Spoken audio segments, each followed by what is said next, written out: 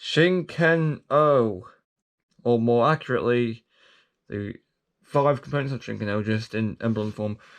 Feeling a bit Dawson Rider-ish today. Well, technically, he deserves the credit because he's the reason why I now have this.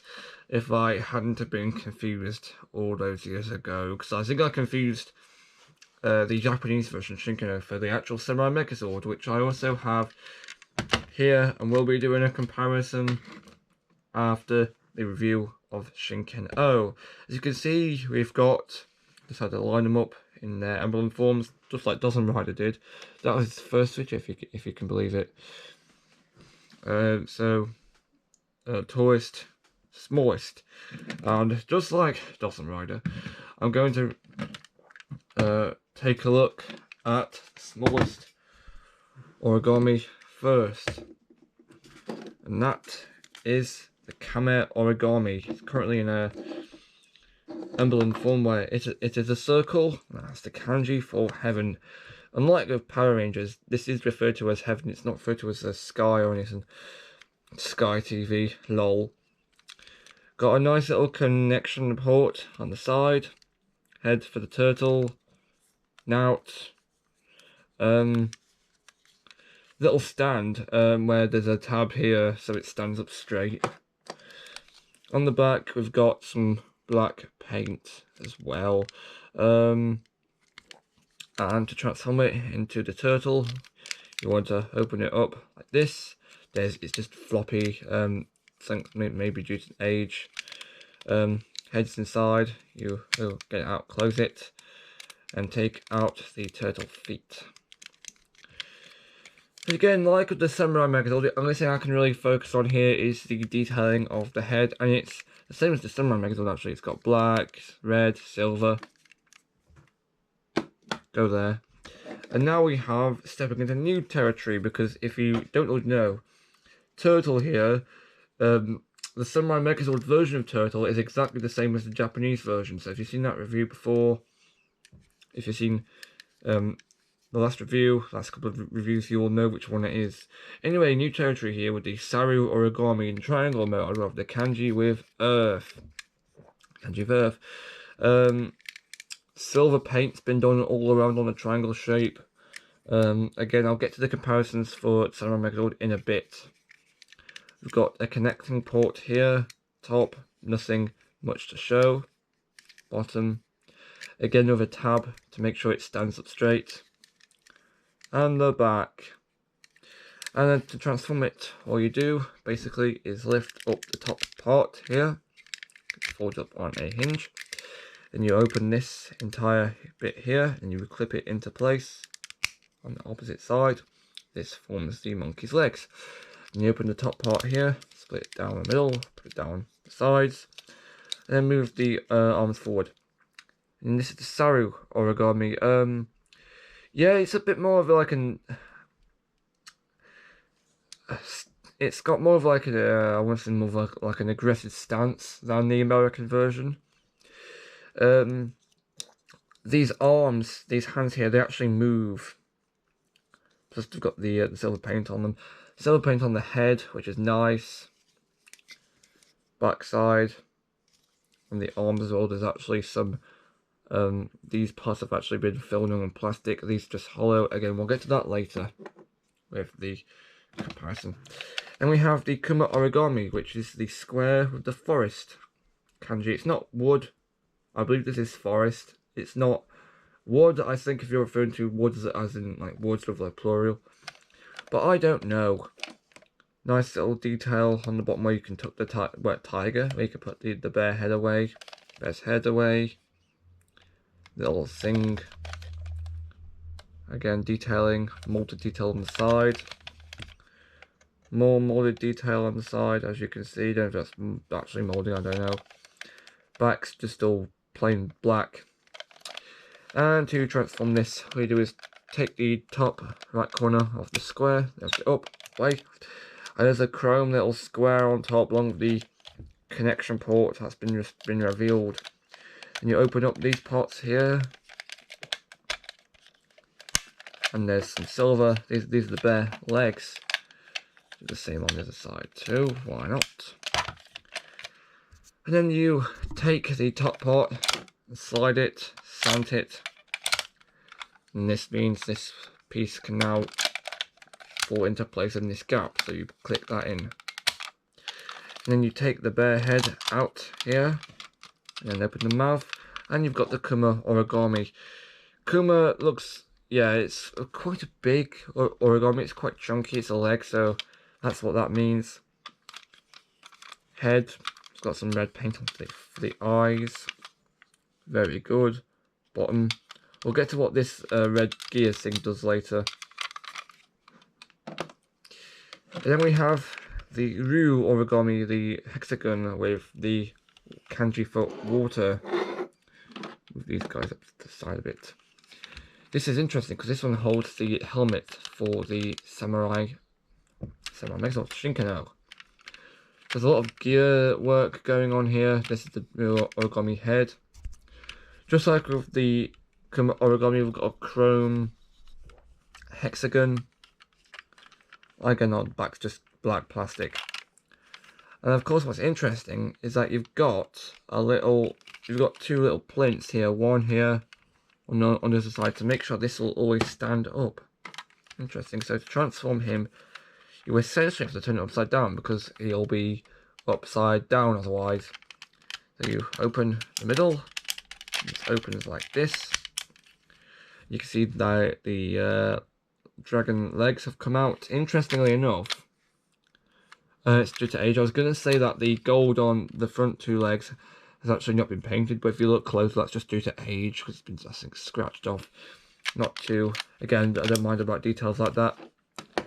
Move it down, camera down a bit. Take the bottom part, the back part of the hexagon and open it up. Nice little tail going on, and you can see the samurai Shinken-Oh helmets in there. And we take the front part here, open that up, and the head is in there. It only comes out one way, so to do that, ratchet it up and open the mouth of the dragon, and boom, you have the Ryu origami, the dragon origami. Yes, I agree with you, Dawson, again, because this is the origami with the most articulation. The tail's got articulation, the head and the neck's got articulation too. Even the neck's got articulation. Have a look at that. Oh, neck. This is the neck, isn't it? Again, I'll do paint comparisons when we get to the comparison general. And then we last have the Shishi origami, which is the pentagon with the fire kanji, the Kaien no Jutsu. That's a ninja reference. Hey. So, we've got some connection ports on the sides here. This is the back with the folded lion legs. This is the head, the top, not the for the samurai, where the lion head is. And to transform it into lion shishi mode, you've got to pull out the back legs like that. And then take out these front parts here and then fold them up. They are the front legs. Then you've got to take these entire pieces here. So take out these sides here. And then drop them down. These are the hind legs, as you can see. And then you've got to pull out the lion head. Of course, the head can open and close. And this is the Shishi origami. I think, yeah, I don't think this looks much like a lion, but folding capabilities pretty good. It's got quite a lot of playability. It's got like it's 3 modes. I do appreciate that kind of design aspect. It reminds me a lot of some of them older Transformers, the combiner ones, where they go from vehicle to robot and then to combining mode. And now we will, speaking of combining, we will combine these origami into Shinken-Oh. So first we will do the legs real quick. So for the Kuma origami, close the mouth, Put the head all the way up like this. And the red little switch here is used to move it back down. Because as you can see, it's locked into place at the top. Moving it down requires flipping the switch. Then you fold in all of the legs for the bear. Now, of course, as you can see, if you move the slider, these two parts line up. By folding this around here, you've got an additional space. It creates an additional space to put a leg, so that's how it's able to fold up like this. Kuma leg complete. Then to fold up the dragon, the real origami, we take the mouth, close it, move the head down, not by folding it into the hexagon, but by folding it out so it is facing outwards, like this. Now we close this down into hexagon, and instead of closing up into the hexagon, we move this up like this, so the helmet comes up like this, and also so the hexagon faces out, because there's an additional set of clips here. The hexagon clips are here and the leg clips are here, so clip them into the upper set of clips and then fold the tail in and take the helmet out. On top is the connector, so I put the helmet off to the side just for now as you bring in the shishi origami. Turn it upside down, we open one side like this, and fold in the shishi legs. Then you can close it again and the legs aren't out. And spin the connectors for the legs so that the sin screwless side is facing you, because you can't connect them with the screws facing you. You've got to have it like this. Then fold in the front legs. This entire piece folds up like this. And now you can attach the legs. As you have a look at the connectors on the bottom, there's a square mold and there's also a hexagon. A square mold and a hexagon mold, so you know which leg goes in. So you know what socket goes into which leg.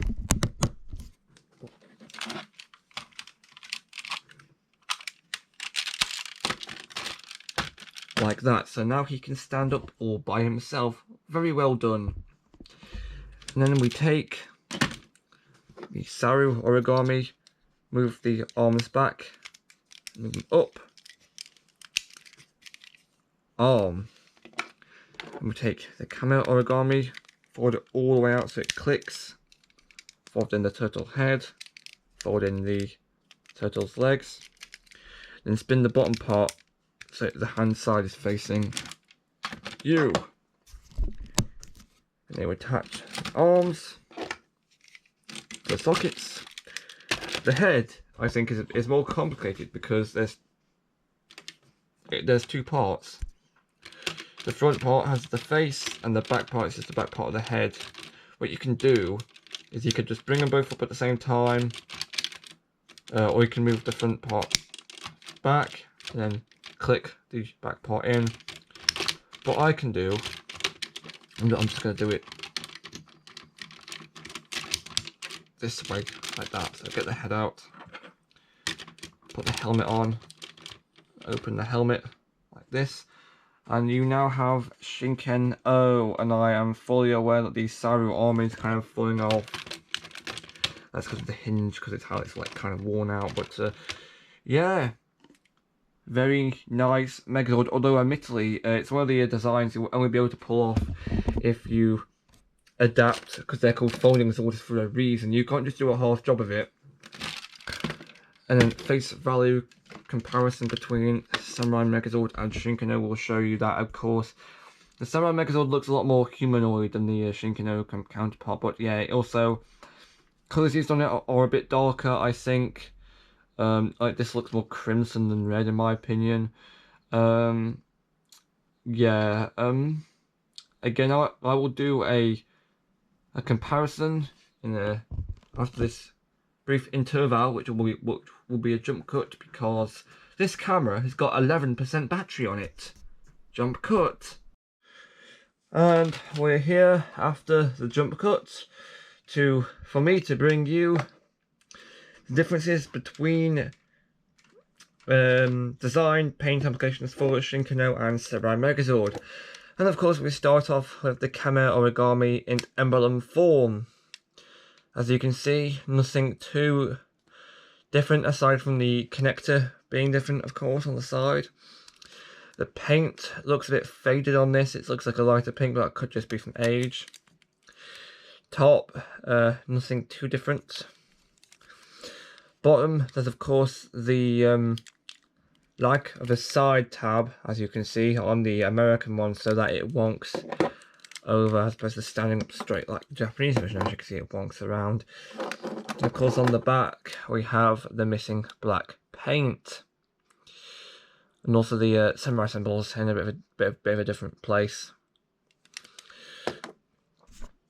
Other than that, if we have a look at the turtle's head, we can see that it doesn't look too different. The paint on, I say it's pink paint on the American and red paint on the Japanese. Other than that, there's not too much different about it. Again, it transforms the same way. And now we're going to have a look at the differences between 8 Folding Zord and Saru Origami, and yeah, you can tell there's a few differences. First of all, they're in different poses. The Japanese one looks more aggressive, like I said, but the American one looks a bit more relaxed. As you can see, the silver paint on the American version has been replaced by just grey. The connectors for the arms, they look different. The arms themselves also look different because there's no connector on this side on the American version. The legs look different also. He's got thicker legs. America. There's also a sculpted tummy on the American version, so they add some detail. The arms are hollow on American, but they're solid. They're filled in a bit more. There's a bit of silver paint missing on the head, as you can see. Back, nothing too different on the back, aside from the fact there's a lot of, it's been painted black. It's not yellow for some reason. Also, there's some missing. The connector's different. So that's it. All the differences on Saru and Monkey. Saru and Ape. Sorry, not the other ones. Now we get to the differences between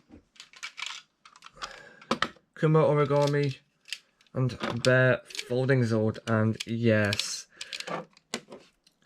you can tell that the Kuma is a lot bigger. The silver on the legs are missing entirely. The inside looks a bit differently moulded as well. There's no chrome shape on top on America. Bottom, of course, has not that many differences, except for the switch on the bottom of the Japanese version, because for the locking mechanism. And of course, there's different connectors on the back as well. But other than that, not really that many differences. Well, unless of course we count the. I don't know why I said that. There's actually a lot of differences. Of course, there's also the missing kanji as well, unpainted kanji, as well as these really weird pegs. As you can see on this version, the kanji's all been painted properly, like it should have done. So take this off the side. And then of course we have the differences between the Ryu Origami on the Dragon Folding Zord. Now these are really different. Like, they're not just changed a bit, they changed the whole thing. As you can see, the Ryu Origami is completely folded out here, but the Dragon Folding Zord's actually been folded up. In fact, we can actually get the Ryu Origami to look more like the Dragon Folding Zord if we fold the tail in, and then fold the neck in, and then have the head poke out like that. So it resembles more like this now, except of course this looks more like a hexagon, and this, of course, this looks more like a hexagon, but Yeah, I mean, you'd think, just by looking at this shape, you'd think that it would go into a hexagon shape, but no, it doesn't. If we have a look at the head detailing, we can see that the head doesn't look too different. The paint and the molding. Okay, so there's a bit of uncolored blue where the black paint should be at the back, and they have removed that. The horns also on this one look a bit bigger. A sense of different details actually. Okay, we've got to take the helmets out. This is organised a bit different because the helmet's still underneath here, but the Japanese helmet can be accessed through a part of the dragon's design by moving it around a bit. For the American one, you just need to turn it upside down and push this button down, and it's like a release. So look at the helmets later. Of course, there's no chrome gold on the shape on America. There's this hole for the sword to like artificially extend its tail on America, and there's an actual tail on the Japanese, and also there's the connector is at the back as well. The connector for the American version is just here. So they did change it up a bit, or quite a lot actually. I tried to sabotage the real origami to make it look like the to make it look like the American version, but I don't think it really worked too well. And of course, the last one we have is Sushi Origami versus Lion folding zone, and yeah, you can see that the size difference. Well, I don't think the size difference is that much of a thing, but you can tell that the paint on the head of the lion, I think it stayed relatively the same. Okay, still got his green eyes, the red, and the silver and the black, of course. The kanji, of course, doesn't extend to the back of here on this part on the America, but it does on this, as you can see. There's some missing silver on the legs here. The connectors are obviously different because they are. There's some missing kanji paint on these side parts here. On the back, oh my goodness, on the back it looks a lot different actually, because you have, of course, the different legs, which are center legs here and different legs here. We have a different kind of connector which is hidden underneath here. Also that likes to happen a lot on the American version here, but the connectors pegs are just here on the Japanese. So you can see it was a lot different. Now the important thing is, what do I think of these changes? Well, some of the changes are just stupid, like giving the Kuma, the bear, giving the bear and the dragon a set of pegs for some reason. That was weird. I know it's for the figures, but it's still a bit weird. Changing out some of the other parts, like the line connector. The line connector change was a complete on the back. That was completely despicable, because if you would, again, I demonstrated this with my Samurai Battle Wing part of the Folding Zords video. And a lot of the time, if you connect the thing to the back peg, this likes to happen. Which it only seemed to happen with the Battle Wing, which you weren't told to try and assemble. Which, I mean, to be fair, but it still does this. So I think if they could find a way to secure that a bit better, I think they'd be able to have that as the officially announced combination in the toy line. And they never did that, which is a shame, because it did appear in the show.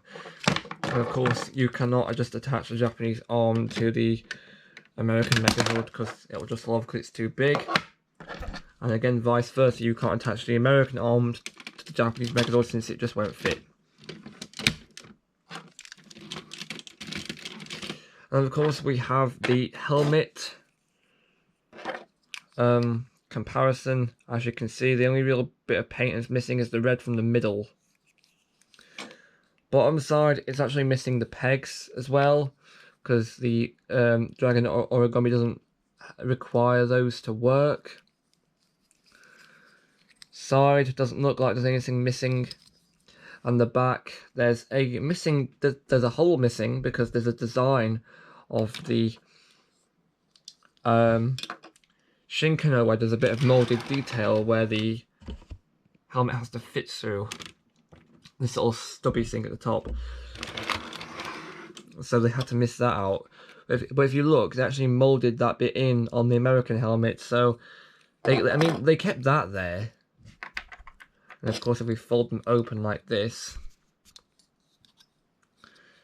again, you can see that the details inside aren't too... They're quite similar, but they're not lacking too much. Which is, I mean, it's all nice. But the only thing I think it is lacking is the fact there's an extra bit of gold in between where these two parts meet. Which is here. Now, this exists, I don't mind. They must have kept that in because of how stable it would be, but I don't know, I'm not sure.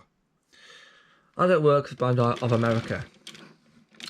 Anyway, so that was the review of the Samurai Megazord, and that was a review of Shinken-Oh and the differences between Shinken-Oh and the Samurai Megazord. So, what is the next video going to be about then? Well, we're going to start on the Megaforce stuff next video, because the next video is going to be all about Go Say Great Megazord.